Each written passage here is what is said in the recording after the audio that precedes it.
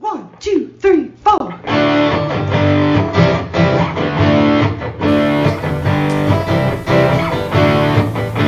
and John got it going on. Mike and John got it going on.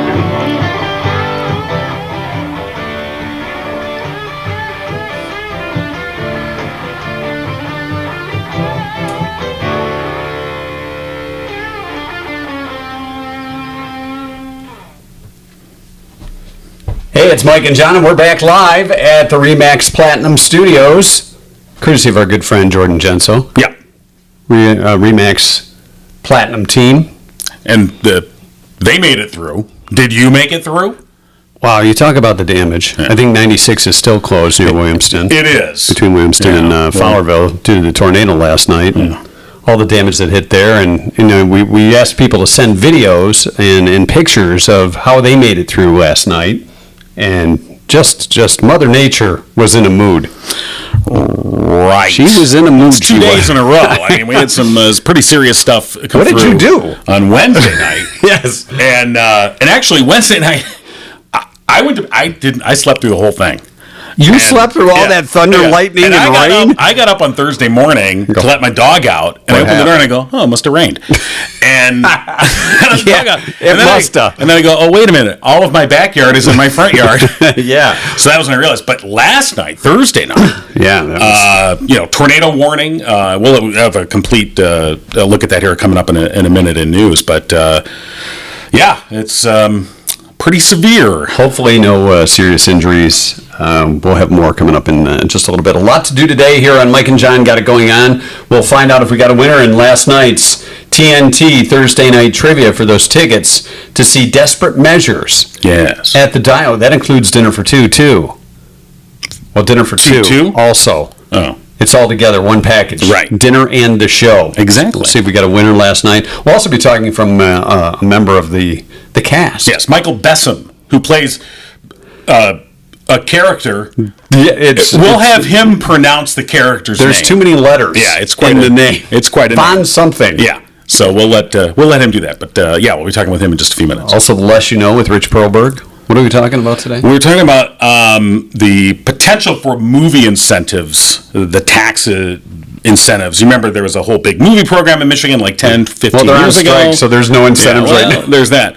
And so they're talking about redoing them and trying to bring back the movie industry. So we'll see. There's always stage plays. Community Theater of Howell has The Thin Man coming up. And they're thinking about changing the name of that.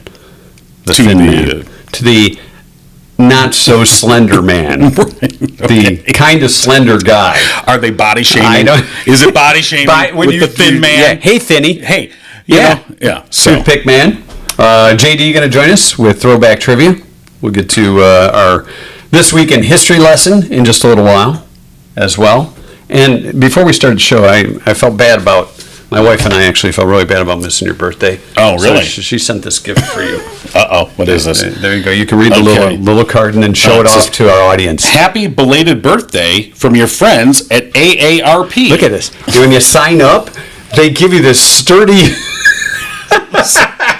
little carry case. That's sweet. Now, I want to make clear, they didn't send, you're giving this to me, which is very nice. Well, it's from my mother-in-law, too, but it came from her, because I haven't signed up for it. I thought they sent it to you. No, I haven't signed up. Yeah. I'm too young. No, you're not. And neither am I. I got something in the mail. I was like, So happy belated birthday. Wow. You can put all your stuff in there. And it can be a news bag. I could have used this last night. I don't think it would have protected you from much. Not too much. You can put that in file 13. Thank you so much. Yeah, I'm sure you'll keep that. Yeah, this is really a lovely gift. All right. Anyway. All right. Let's get to the news. Of course, the storm, the big news. Our story brought to you by Cooper and Binkley Jewelers in downtown Brighton. Absolutely. A suspected tornado touched down near Williamston Thursday night as a cell of severe thunderstorms moved across mid-Michigan, including Livingston County. 80-mile-per-hour winds overturning trucks and small vehicles, bringing down hundreds of trees and power lines. So far, 5 fatalities have been linked to the storm. One person was reported to have been killed on I-96 near Williamston Road. An incident there involving about 25 vehicles. 3 people, a mother and 2 children, were reported to have been killed in a crash near Cedar Springs on the west side of the state.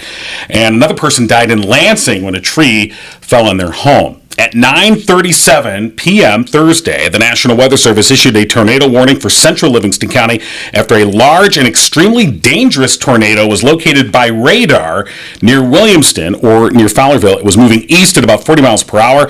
The National Weather Service office in Detroit said the tornado warning was based on the strength of the rotation and debris signature. Ingham County officials said a funnel cloud did touch down in the eastern portion of the county, but confirmation of a tornado can't be made until National Weather Service teams survey the ground damage, which they are doing today, Friday. Now, as it crossed the Livingston County line, according to the National Weather Service, the tornado extended into Livingston County, but then rapidly weakened, and they are doing that tornado survey. But officials with the Northeast Ingham Emergency Services Authority said 15 residents were evacuated from the Haven of Rest Senior Care Living that's near Williamston due to wind damage to the facility. Fortunately, just one minor injury, but apparently the roof more or less collapsed in on that structure. Officials had to shut down I-96, and as Mike mentioned, it is still shut down, and this is midday on Friday. It's closed in both directions, and Michigan State Police are saying eastbound and westbound 96 closed between Williamston Road and M52. They're advising motorists to avoid the area and find another route, and it's unknown when the road will reopen. Meanwhile, more than 27,000 homes and businesses are without power Friday morning due to the storm. That's here in Livingston County, among more than 450,000 outages statewide. And, of course, restoration times not yet being provided. Crews are out surveying the damage, and that's going to take them a little bit to kind of figure all that out. But, yeah, quite a mess from last night. Yeah, it was a double whammy the past couple of nights, so... News brought to you by our friends at Cooper and Binkley Jewelers on Main Street in downtown Brighton. Main Street is open in front of Cooper and Binkley Jewelers. That means you can go in and check out the beautiful new Zagani pieces that have just arrived at Cooper and Binkley Jewelers. You can get a little preview on their Facebook page, Barb and Lindsay, showing off some of the latest Zagani designs available at Cooper and Binkley Jewelers, just in time for your pre-holiday shopping. And isn't there a party that goes on tonight? I believe there is a party on Main Street. Good thing it wasn't last. Yeah, that would not have been good. Our friend Jill Jackett's performing tonight at the Amp. Yeah, the street warming party. Yeah. And it's actually a 2-day thing. It'll be tonight with Jill Jack, like you mentioned, and then tomorrow there'll be like 4 different stages set up along Main Street, and there'll be some sales businesses. I know Cooper and Binkley Jewelers, for instance, is one of those that's participating in that. So lots to do downtown, but the street warming party Friday night and Saturday in Brighton. And, of course, Cooper and Binkley Jewelers is a big part of that, and they are going back. Remember last year, we lost a little power. We didn't pay the bill for that. Someone forgot to plug in the lights. Somebody didn't charge them up. That's someone. Cougar? Yeah. You know? She's not here, Whatever. That's why. We're going to fight Skippy. Cooper and Binkley Jewelers are headed back to Antwerp, Belgium. If you remember last year, we told you about their trip to Antwerp. That's right. the diamond capital of the world. Hundreds and hundreds of diamonds for them to inspect and shop for you. So if you need more details, be sure to stop by the store. Downtown Brighton on Main Street, Cooper and Binkley Jewelers. Thanks for being such a great supporter of not only the podcast, but the community as well. All right. So our first guest, how do you pronounce that name again? Michael Besom. No, not that. That's that name. His character. That's the actor's name. I guess we'll give Michael a call. Oh, we're going right to that. Okay. And find out. All right. I guess you're just skipping over everything. No, I got the first guest. Then I have trivia. Okay. See, that's what you sent me. So I don't know what that is. Cougar. Hello. Hey, Michael. It's Mike and John. How you doing? I'm doing great. How y'all doing? All right, very well, and we appreciate you joining us this morning. Of course, you're in the Desperate Measures cast, starring as Governor Otto von Richterhenkenpflichtgetruber. I'm sorry. Can you say that? Say that again. His full name is Governor Otto von Richterhenkenpflichtgetruber. All right, now how many of the members in the play have to pronounce that name throughout the show? Unfortunately, there's only one other person that has to say it, and they only say it once. Now, do you have to say it a lot? Like introducing yourself? I do. I actually have an entire song where I say it probably 4 or 5 times in the song. This is like supercalifragilisticexpialidocious. It just rolls off the tongue when you're singing it, right? Yes, absolutely. Well, I'm very narcissistic about it. and of course the play Desperate Measures, and tonight's opening night, right? We actually opened last Friday. Oh, okay. I knew that. Yeah, you knew that, didn't you, John? All right. So, But judging by the reviews I've read on Facebook, I thought it opened already. All right. So tell us a little about the play for those that haven't heard of the storyline. Give us a little bit of background. Yeah, absolutely. So, Desperate Measures, it's a musical comedy adaptation, and I say adaptation with the most liberal looseness that you can ever possibly imagine, of William Shakespeare's Measure for Measure. And it's all done in iambic pentameter. And I say loose because it's set in like 1800s Arizona, and it's about a governor who has condemned young Johnny Blood to hang, and a hodgepodge of characters come together in an attempt to save Johnny Blood from hanging. And I play Governor von Richterhenkenpflichtgetruber, the kind of Disney villain, so you can say, of this production, who's trying to hang him for his wrongdoings. You know, with a name like that, I'm just envisioning a mustache like Snidely Whiplash. It's Yes, real thin, absolutely. little I curl wish. on the end. Oh, yeah. I wish I could grow a mustache, because we definitely would have that in there. yeah. Well, since we definitely know that last week was opening weekend. Yes, that's what we and said. the reviews were awesome, by the way. Yes. And so now going into your second weekend, which we definitely knew. So that name itself, I mean, has there been a moment where you've tripped over it, or have How you long did it locked take you in? to nail that Oh, name? my God. That was probably the first thing I did once I got kind of the casting for this. I spent, admittedly, way longer on this than it should have taken. It probably took me 2 to 3 days of just whispering this to myself throughout the day, just walking around the house going, Von Richterhenkenpflichtgetruber, Von Richterhenkenpflichtgetruber. You should do that in the store, walking around Meyer. Just trying to nail it, because it's honestly one of the hardest parts of what I do. And he's this flamboyant, arrogant German military governor set in Arizona, and so everything he does is over the top. But if I can't say the name right, I got nothing. So tell us about some of the other characters in the cast that will add to the fun and the music.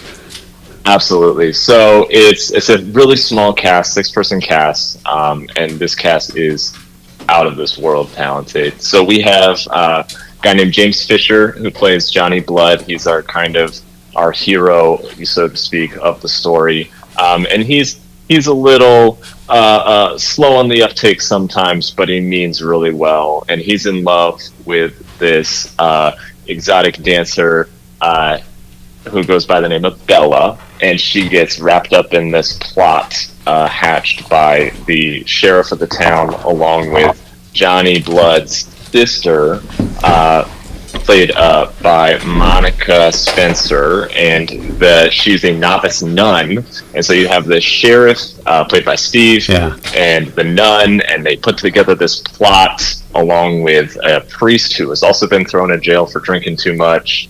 And between the four of them, they attempt to overthrow 4 or 5 of them. Between the group of them, they attempt to overthrow my plots to hang Johnny, and it's a big hoot and holler. Well, you just describing it sounds pretty funny, so I think people will be able to enjoy the show.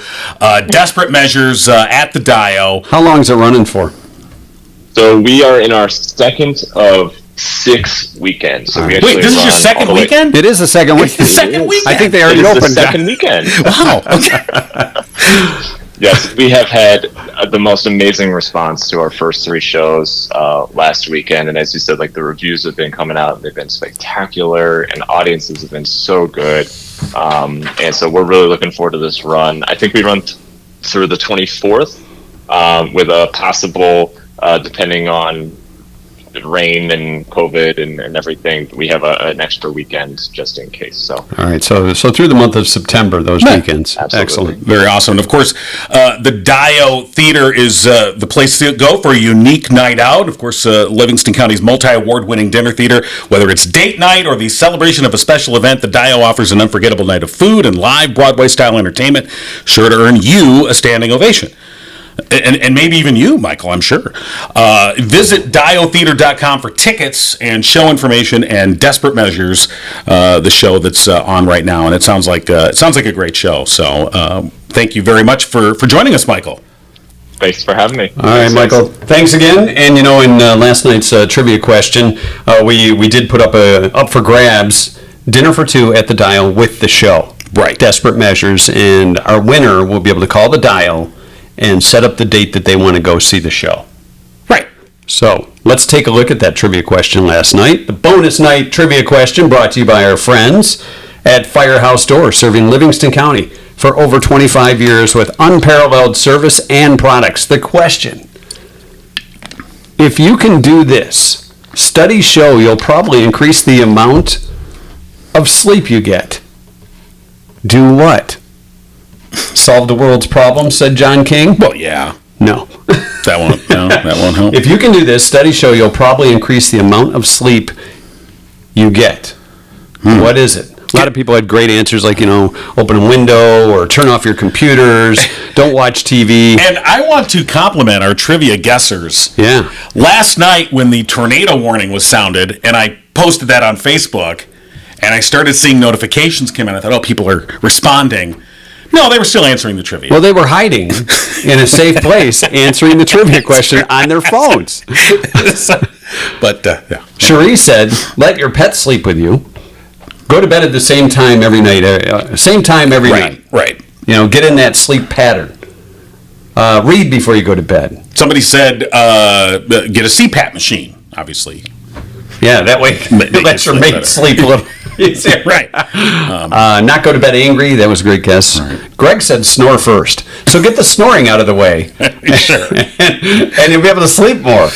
I don't think we got a correct answer. Yeah, I didn't. The answer was very interesting. And once you hear it, you go, well, yeah.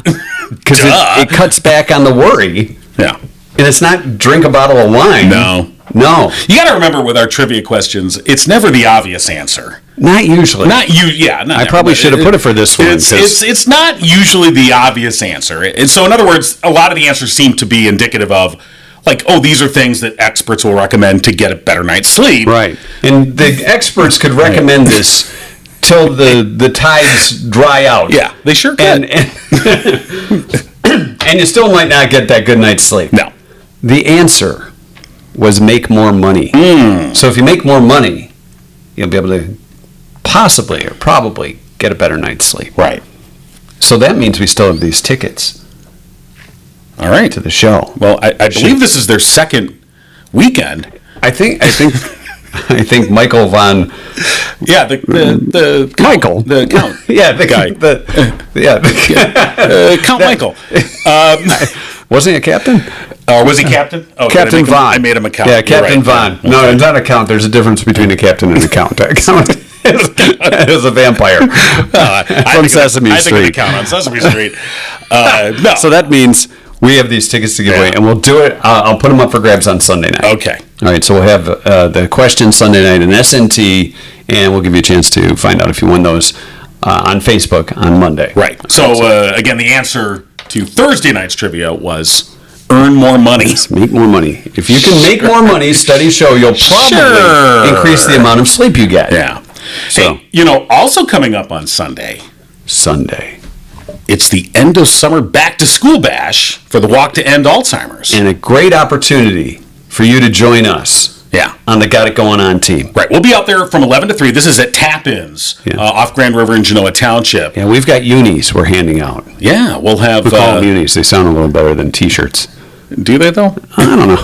Just have the uniform. Okay. Everybody loves a person in uniform. Man, woman, child. These are quality shirts. Yes, they are. So we'll have our Team Got It Going On T-shirts, and we'll be giving you a chance to walk away with one of those. We've got some Mike and John custom mugs. Swag, they call it. Yeah, they do. whoever they are, and also a $50 Visa gift card. So it's your chance to win all those things. And of course, we want you to sign up for Team Got It Going On, which you can do online. Go to MikeandJohnPodcast.com. You'll see the link towards the top there.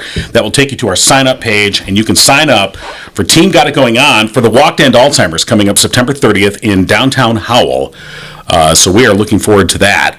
But your chance this Sunday to come join us, and again, that's the Walk to End Alzheimer's End of Summer Back to School Bash at Tap-Ins in Genoa Township. We'll be out there from 11 to 3. Yeah, I think we're going to be there on Sunday from 11 to 3. Did you at Tap-Ins? Is that our second weekend there? It's our second weekend there. We didn't make it to the first weekend. But we're going to be there for the second weekend at Tap-Ins. You know, you can't expect me to read the things I sent you. You know, the other thing I was thinking, we may have to park our vehicles a little further away. I don't know why you would say that.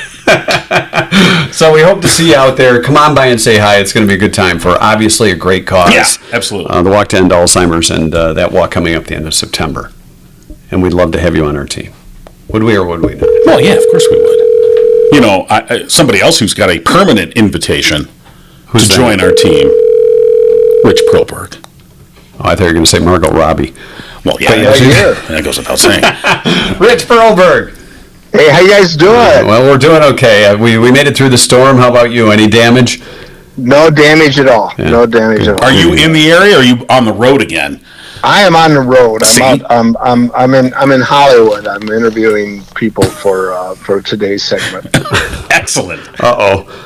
What's today's segment? When you going back to work? You know, this is the thing. You bring that up because I'm guessing you're going to talk about the SAG and AFTA strike, the writers and actors strike. I'm not going to talk about the strike. The tax credits. Is the strike been going on for a while? Is it a second weekend? It's the second weekend. Yes. Second weekend of the strike, yeah. It's been a real long I think weekend. It's the second month of the strike, actually. But I noticed all the shows that I wanted to get that in there, and I didn't think I'd be able to squeeze it. Nice job. Smooth. Well, Kind of nice talking forced to you, Rich. Gotta let you go. Well, when you see promos on TV, and I know I'm going off track here, but you see promos on TV for the upcoming seasons of like Buddy Camp and all these stupid reality shows they're putting on. You're like, really? This is what we're going to get? This is it? No wonder people are streaming stuff or watching rented movies. I'm watching reruns of the Colbert monologues, and this morning's one was the midterm elections 2022. It's pretty sad, you know. Right. You know, I'm going to recommend Everybody Loves Raymond. So, all right. They could rerun a Trump indictment. I mean, you got 4 of them. Yeah, they're doing reruns. They ran another one yesterday about Trump being indicted. Didn't they just do that story? I thought these writers were on strike. When's somebody going to fire them? All right, let's get to what we're really seriously talking about here, the movie incentives. Yeah. I know. I'm the grouch, right? Because everybody likes movie incentives. Why not bring them in here? But because we do enough movie incentives. We'll go to dinner, and at the next table will be Tom Hanks and Mary Pickford or somebody like that. Mary Pickford. She's looking a little thin. Skin and bones these days. Way to make it relevant, Rich. I do what I can. I want to be cutting edge here, guys. Margot Robbie, $1 billion at the box office. We're going with Mary Pickford. Got it. Olivia de Havilland, okay? Now they're talking again. I suspect it's the Democrats this time around, although the last time it had almost 100% backing for tax, what they call tax credits. Yeah. Which is really, I mean, they called it tax credits before, but what it really was covering with tax dollars covering 40% of a movie production's costs if they came to Michigan and filmed in Michigan. 40%. Now this time around they're saying no, it's tax credits. It's only going to be 30%. And but even so, the goal is to pump money back into the economy by the crews and the right. I mean, essentially, before when we had the movie industry here doing a lot of work, which we in Livingston County and Howell actually have experience. John took advantage of that. Absolutely. There was both a TV show and a movie. Yeah, the Wannabes and then the movie High School. I'm going to have to write down the Wannabes for this strike. Hillary Swank, here's contemporary. Hillary Swank was in town and she bought some stuff. Yeah. Western wear. Right. Now, but let me ask you this: can you tell me how much money was spent and how much tax dollars was spent? I think she spent about $6.99. I know when they did an analysis, after the fact. The law said, John, right? Just because the law specifically said, we can't release the details on this. Just take our word for it; it's doing well. No, you mean the old one. The old system. But the new one won't be. I mean, basically breaking it down and just to simplify things, as I understood it before, the filmmakers were granted, they were just given money, incentives right up front. Like, here's $10 million, come shoot a movie here, or whatever it was. No, if you said you spent $10 million, the state would write you a check for $4 million. Okay. This current proposed thing is you will be eligible for a tax credit after the fact. See, I think that's how they should have done it, though, to begin with, honestly. It's like you say, you're just giving them money that's what we were doing, just giving them money to shoot these films or TV shows, whatever it may be. Right, and now it's a tax credit. Now that's what it should be. But you're saying, and let me just say, I'll say this. So when the Wannabes was shooting at Parker, at that time Parker Studios.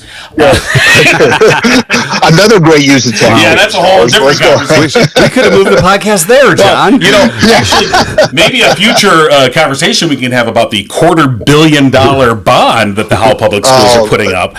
Isn't that a lot of money? That's a little bit of money. And now, anyway, but when the Wannabes was shooting, focus. Sorry, I know, okay. I'm sorry. But when the Wannabes was shooting at Parker, I did one of the episodes and had a bit part in it. I played a newscaster way off type. And whoa. Now, I just remember this. It's completely anecdotal. I understand that. But when I went there, and they were doing my makeup, which took 7 or 8 hours. Yeah. For a 3-minute piece. But I remember talking to the young lady, and she was talking about how she had been, she was unemployed at the time, and her boyfriend was working a minimum wage job. And when they were both involved now in the movie industry, her boyfriend had opened up a catering business, and he was, getting these catering gigs on these various shoots. She was doing makeup now professionally, and it seemed to be, and again, totally anecdotal, but from these two people's perspective, they were like, wow, this is such a great thing. And that it was entrepreneurial, I guess, in that sense, that you could see, like, this is creating other opportunities. But again... that was the theory behind it, and I appreciate you saying it's anecdotal. The idea was not only creating these auxiliary jobs, but if you had enough movies or TV productions coming to the state, that would provide the motivation for more permanent businesses to start, sound stages, production companies, things like that. The thing is that, and I think this is purposeful, there's never been any really good studies to see, does that really work? Yes, you can find somebody. How about a tax program that gives podcasters $50,000? Well, sure. I think that's a good idea. We are putting our backing behind that. And if they talk to you, you'd say, yeah, that's a good idea. But Georgia is by far the most aggressive state in movie tax credits. They spend twice as much as the next highest state, which is New York. They spend more than California does. And on one level, they're very successful. You remember the show Ozarks? Yeah. That was all about Arkansas. It was filmed entirely in Georgia. Walking Dead was shot almost entirely in Georgia. Who's the comedian? Melissa McCarthy. She actually was doing so many shows on her, she bought a house down there.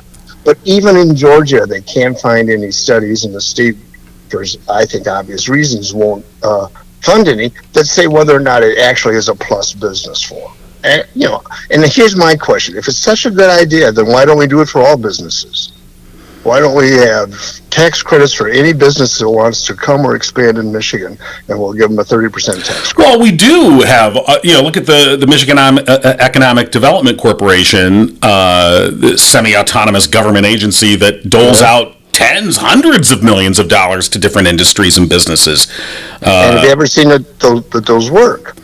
Yeah, that's the big question. There's a guy named Patrick Anderson who did a big consulting study to find out, do these things actually work? And he found out that some of them came out better than others, but what he really discovered was he was the first person ever to even look into seeing if the companies that were incentivized by tax breaks actually came through with what they promised. Nobody, once they come into town, they say, "Oh, look, we have a ribbon cutting," and go away. Right. Yeah. And the problem is, you've got 35 states now in the country that give movie tax incentives. The Hollywood's laughing on their way to the bank. They just play one state off the next and say, "Oh, well, you're going to give us 20%. Well, Michigan will give us 30%." What it reminds me of is all the cities and states that throw their bank accounts at professional sports teams to build them stadiums so they'll come or won't leave. And yet, it doesn't matter. It doesn't help the towns at all. Detroit's got 4 major sports teams, and yet it's still got high poverty, high unemployment, high murder rate. Having 4 sports teams downtown hasn't helped any of that. Perhaps we have cool stadiums, though. Let's just say we got some pretty cool I went to stadiums. Little Caesars Arena for the first time this week at Seabury Mantle. It wasn't the Pistons with the Wings. And I'll say this about Detroit. It was nice. Did you see my comparison, Detroit and Michigan spend less on giving money to billionaire team owners than most places do. Right. So they do better than that. But still, if perhaps the better place to put your tax dollars would be on the homeless and the hungry and the improving educational facilities. That's not a real tourist trap. Yeah. I worked that out a long time. I did it with a straight face, didn't I? Hey, come and see the homeless here in Detroit. The problem is people get their eyes wide open. We're going to have. I remember when the last one was in here, some guy seriously told me, "But don't you think it's a psychological boost, the fact that if you're in a restaurant, you might see Clint Eastwood?" Oh yeah, that's what, kind that's of. what, There is that, yeah. well, yeah, okay. I would think if I was hungry, a better psychological boost would be to be fed. Well, no, He's talking to a chair. I know. There's Clinton talking to that chair again. Stop talking to a chair. I think you could actually tie these two things together, Rich, and have a reality series about homeless people. Oh, God, no, don't give me the idea. Oh wait, and then give. No. Viaduct City. I don't know. I think you might be onto something. It might be a great idea, and it's fun to have that type of stuff and produce jobs. Why not? The problem is, and this is going to be a topic of my next book. When people won't talk about facts, Rich's righteous rules. The 3 R's. I got a name for it. Yeah. I mean, the name. I'm great at names. I'm a little short on the actual content. Yeah, the content. Yeah. I got a title for it. It's kind of the same for this show, Rich. Yeah. That's what editors are for, I think. Right. But no.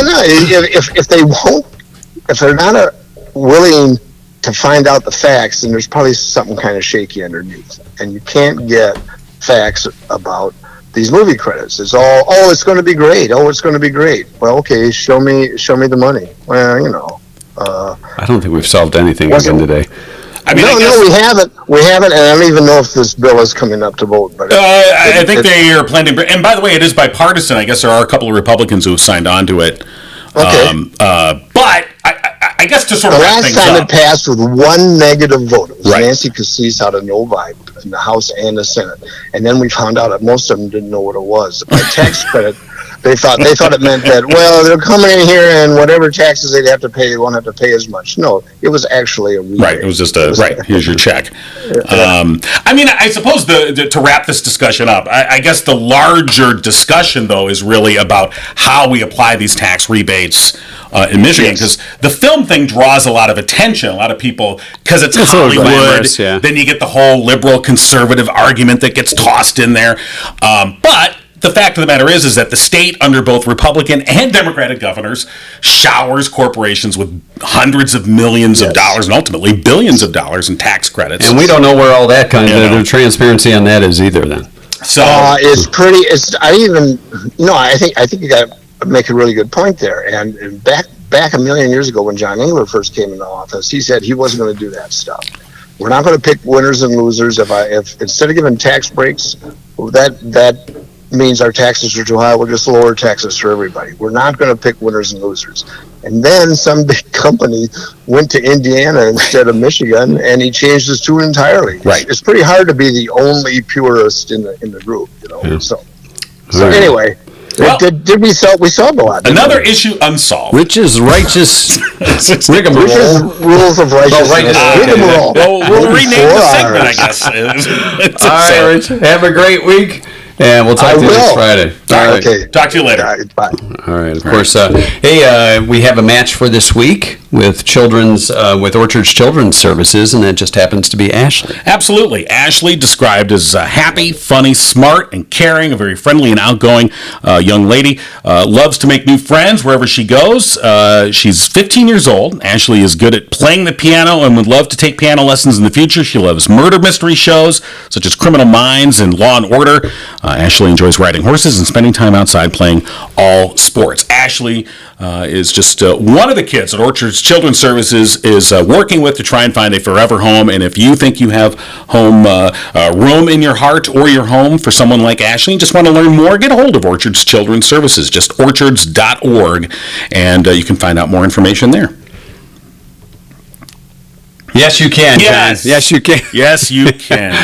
Murphy's Family Auto has been a big supporter of us, and we do appreciate Glenn and the team and Dennis as well at Murphy's Family Auto. If you're having any car troubles or want to get the car prepared for winter that's coming up around the corner, see our friends at Murphy's Family Auto. They'll take care of you, whether it's brakes, transmission, engine problems, electrical. They take care of that too.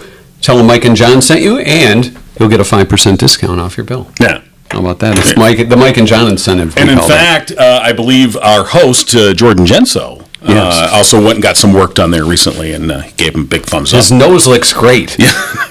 No, there's only so much work they can do. No. So, Murphy's Family Auto. Check them out online, murphysfamilyauto.com. Your car knows. Yeah. Mike and John, 5% off. Jordan Genso's knows. All right. Apparently knows. Are we going to the theater, or are we bringing in JD? What did I write down? You wrote the theater. Okay, but that's you what had we're gonna JD's do. picture up. That's what we're going to do. All right. I'm just checking. I don't want to get yelled at again. I don't know. I didn't For following the script. Following the show order. Merely questioning. Question my integrity, my William. own listing. Good morning. Good morning, John. It's Mike and John. How you doing? Fine. How are you guys today? We're doing very well, and you, of course, with the Community Theater of Howell. And you're going to be wrapping up your summer suspense series this Sunday, August 27th, at Community Theater of Howell at the, of course, CTH's facility there at the Howell High School freshman campus with The Thin Man. Correct. Yeah, tell us about it. Well, we've decided to pick for our suspense series one that also has some like comedy aspects to it. So we picked one of Dashiell Hammett's most classic works. Most people remember him for The Maltese Falcon, but The Thin Man actually went on to spawn 6 different feature films due to the fascinating characters in it, which of course are Nick Charles and Nora Charles. And we decided to take that and cap our series off with it. And John, you're directing this production. Did you direct all 3 of the summer suspense series? Yes, I directed all 3 of them. It's been a great pleasure working with the great folks out there at CTH. And so this is done. And again, I know we've talked to you in the past about this, but this is done kind of like an old radio drama on the stage. It's very similar. What we're really focused on this year were classic works of literature, and we're doing what they call dramatic readings. So, we don't have the radio show look and feel to it, but we do have people standing up with scripts at mics, reading it with a bit more dramatic input, if you will. A lot of people do tend to kind of close their eyes and just let them paint in the tapestry of the show that they've got going on. So the format's similar, yes. And how have the audiences been through the other performances? Audiences have been very, very good for a Saturday afternoon. I think a lot of folks come in, they see the show, they go down to Howell, have a nice dinner. But we've done very well, being very pleased. Yeah, and by the way, it is air conditioned there, so yes, it is. With a lot of folks without power, that is a I was big going to plus. say That's the selling point right now. I mean, other than the great play, but so this is the final performance this Sunday. This is the final performance. Okay. What we really wanted to do is kind of bridge that summer gap, give people an opportunity that want to perform to come in and do it, and give folks that are looking for something to do on a Saturday afternoon to come in and enjoy something for free while they're out and about and home. Yeah, so The Thin Man this Sunday, August 27th, Community Theater of Howell, and What's the showtime? Yeah. Showtime is 4 p.m. Doors open at 3:30. Perfect. And as you said, folks can come and see the show and then hit downtown Howell for dinner.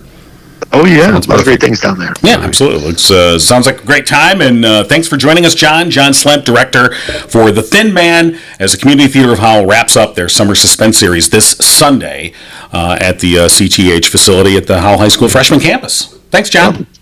You bet. Thanks for having me. All right, absolutely. You know, I was thinking back about the past few JD's Tossback Trivia, and I think you've dominated. I hate to say it that way, but I think you've dominated throughout the past, ever since the move, actually. I think since JD has been sitting right next to you during these competitions, I think you have dominated. Am I right on that? I don't know how you could be referring. I'm just saying, maybe you're looking out of the corner of your eye, your peripheral vision. Oh, I doubt that. You don't think so, Jeff? You got it covered over there? No, but you are at like 13-13 and Cougars at 3. Okay. All right, well, Cougar can't win today, so we got that going for us. 13-13, like 13-13 Mockingbird Lane? Are we doing a Munsters trivia? No, we aren't. If we were, I would definitely just throw in the towel. All right. Well, and I was going to say, the Thin Man at the Community Theater, that is awesome. I love that movie. Classic movies, yeah. That's what I used to think rich people were like, just drinking and smoking. Right. And they were carefree and fun, and now we know they're really just jerks. Yeah. But, and they're still drinking and smoking and carefree. And then lastly, for Rich Pilberg, we call him Pilberg, too, if you want. He's a Bill. I work for Volkswagen, so the Avengers headquarters is actually the Porsche headquarters in Atlanta, right there at the airport. Right. And then one of my best friends, his church was used for a series. And once the church found out that the series was Ozark, they decided this probably not a real good way for us to take money in. Yeah, well, that collection basket was full, but we're going to have to rethink that. Yeah. Well, okay. Yeah, there's pluses and minuses, as they say. Oh, sorry, I misspelled my password. We are going to actually talk about, it comes up with frequency, the amount of times that Freddy's ascot comes up on this program. Oh, from Scooby-Doo. So we're going to talk about characters, kind of little Uncle Bill-ish, characters with ascots and scarves. Oh. You know, I wonder if Fred's ascot is in, like, the Smithsonian or something. You know, a cartoon drawing of it. Could be. You know, I mean, it is pretty iconic. Yeah. All right. So, here's our first one. No Googling. I was going to see where his ascot is. Around his neck. All right. Fred's ascot. Oh. One S. So, over in Jellystone Park, Yogi Bear, he has a girlfriend. Hey, boo-boo. It's not boo-boo. No. And she is always wearing a yellow scarf. What's the name of Yogi's girlfriend? I can see her. I know that. Is it Cindy Bear, Penelope Bear, Susie Bear, or Joni Bear? Definitely ends in a E. In a bear. Yeah. You want me to go first? You can go. Or you want to go first? Go ahead. Okay. I think it's Cindy Bear. It is Cindy Bear. Yeah. Oh. It just sounded right. Okay, yes, Cindy. it is Cindy Bear. Hey, Cindy, baby. All right. Boo-boo. Go play. Here's a picnic basket. Yogi with his tie on and collar and no pants. I don't know, Yogi. Can Yogi come out and play? No, he's with Cindy right now. Keep an eye out for Rangers minute. Are there any other bears that wear hats? And a tie with a collar, but no shirt. Well, we've taken a beloved childhood thing and just thrown it in the dirt. Okay. So, andale, arriba, epe, iha. Easy for Not you to been say. heard from this cartoon character in some years. So Speedy Gonzalez cartoons were pulled in 1999. Right. Some stereotypes. But in 2006, Volkswagen actually licensed Speedy to come back and promote the new Golf. Yeah, Now, I remember Speedy that. always wore a sombrero. He had his white shirt on, but he always had what color scarf bandana? Yeah, he did. Was it yellow, blue, red, or green? I think it was red. Yeah, I think it was red, too. Yeah. Wow. This is unheard of. Oh, wow. Two for two. For two. All right. Wonder Twin Powers. Okay. In the shape of a podcast. So the adoptive father of Margot, Edith, Agnes, husband of Lucy, boss of the Minions, Gru, is often wearing a scarf, a gray and black striped scarf. I find this interesting because his twin brother's name is Drew, but Gru is his last name. Drew Gru. What is Gru's first name? Is it Gustav, Boris, Felonius, or Robert? What's Gru's first name? I want to say Gustav, but I don't think that's Gustav right. Gru? Yeah. I'm going to say Felonius. It does sound very cartoonish, doesn't it? I think it's Robert. Okay. Bob Gru. All right. Well, Gustav I took from a Bond movie, and Boris was Boris Badenoff. It is Felonius, Felonius. and Robert was his dad. Oh, see, that was close. You were close. You were close. Relatively close. All right. It's bad. Get out. I should just walk that off right now. All right. Amanda Priestley, the demanding fashion editor in Runway magazine and The Devil Wears Prada. She wears a series of scarves. Right. Always the best. It's perfect. There are tons of cameos that appear in this film. Designers, models, but there are no other fashion magazine editors. And this is because for fear of retribution from this person. And it is the person that Meryl Streep used for the inspiration. Who is that? Is that Vogue editor Anna Wintour? Is that Cosmo editor Jessica Pels? Current Harper Bazaar editor Samir Nazir? Or current Elle editor Nina Garcia? Who is Miranda Priestley? You should. Mike? Gotta handle this one. What was the second one? The second one was Cosmo editor Yeah, Jessica Pels. Yeah. That's the one. You're going with Jessica? Cosmo, yeah. All right. I think it was Anna Wintour. It is absolutely the Vogue editor, Anna Wintour. Yeah. What are you Specifically, it was the glasses. You know your fashion. That you, Oh, the big glasses. Clearly, I know my fashion. Wasn't that like Joey's Asian friends with those big glasses with a cigarette? That's how I picture that editor. Oh my god! Yeah. All right. I had a strong start, but You did. much like the Tigers.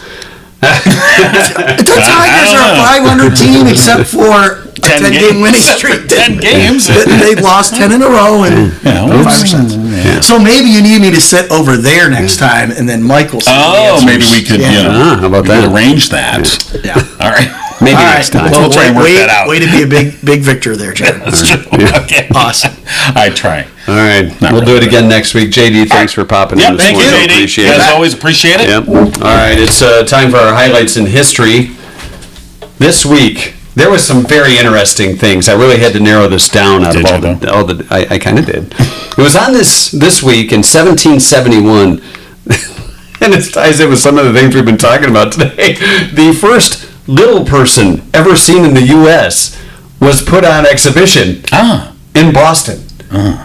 You know, it was kind of like the bearded lady at the circus. It's like, come and see the little guy. In what year? 1771. Oh, okay. 1771. So, you know, we hadn't seen, like everybody was tall back then. If you go to Greenfield Village and you walk in those houses, they're small. Oh, right. So can you imagine how little the little person was? I don't know that translates that way. I believe that's how it works. Everything was smaller. And those little houses, it was perfect for them. The little pens and the little quills. Well, my kids used to get those little pens, the mini pens. Okay, 1853, Chef George Crumb of Saratoga Springs prepared the first of what were to be called potato chips. And the real lesson to be learned here is, at the bottom of the bag, there was all these little pieces. Right. And that's how they became called crumbs. Really? No. Yeah, go with it. Yeah, that's how it could have.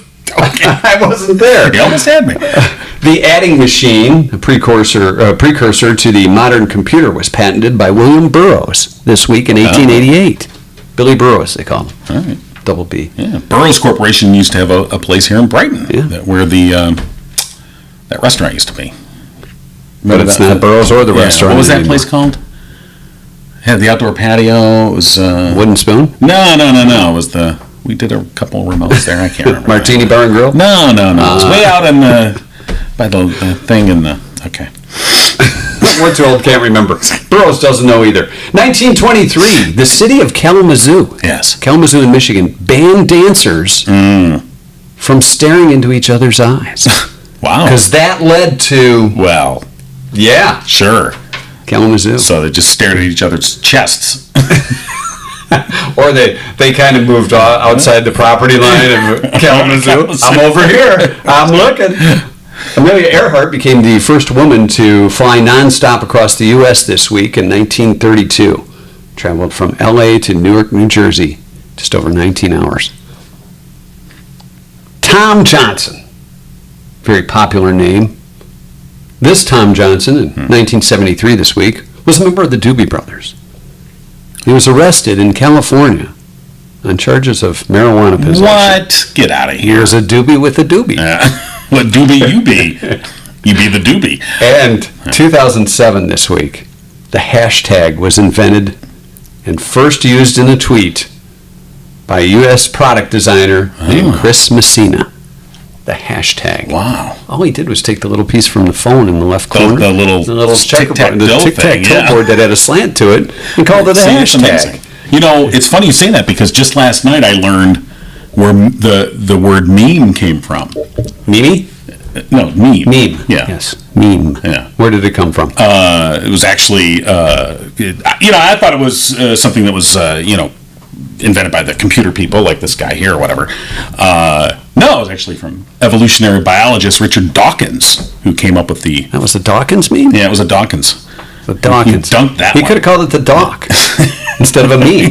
You think about it? I'd call it, you put a Doc on that. Yeah. You got any docs of that? But no, it's a meme. No, it came up with a meme. Well, we learned a little something during our history lesson today. Oh, did we ever? And you know what we need to learn? What did we learn? Just wondering. The first little person was on display. Okay. I have to switch this over so we can talk to Bonnie. Okay. All right. Let's see if Bonnie answers today with the last word. The great Bonnie Runyon. Yes. We need a final word. It's Doc.